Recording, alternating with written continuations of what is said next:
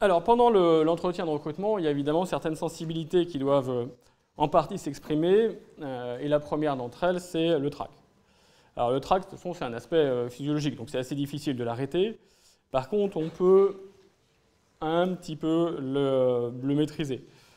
Le maîtriser par quoi?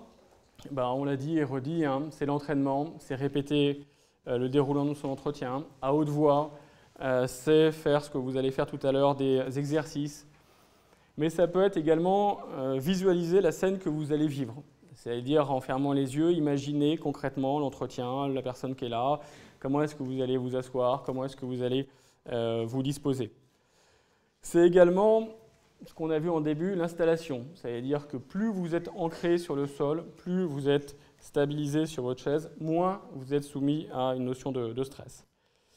C'est également les aspects de respiration qu'on a évoqués là.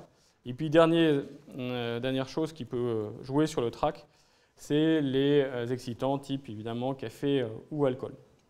Mais cette sensibilité-là, elle peut s'exprimer, et sans forcément que ça soit lié à une question méchante, par des pleurs.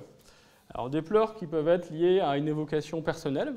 Donc, dans ces cas-là, il ne faut pas hésiter à expliquer au recruteur la raison pour laquelle vos yeux s'humidifient.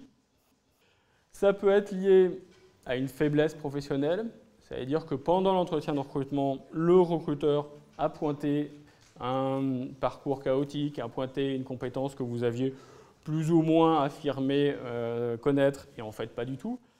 Alors là, il y a évidemment deux choses. La première chose, c'est si c'est issu d'un mensonge, on revient à ce qu'on a dit tout à l'heure, il faut mieux dire la vérité. La deuxième chose, si c'est issu d'une faiblesse que vous avez, eh bien personne n'est parfait. L'essentiel, c'est de savoir l'expliquer.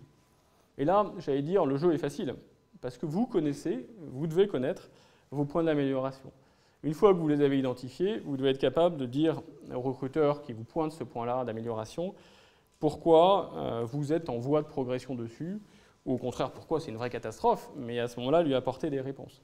D'une manière générale, plus vous donnez d'éléments au recruteur, moins il aura à faire divaguer son imagination, qui n'est pas toujours portée vers le bonheur du candidat.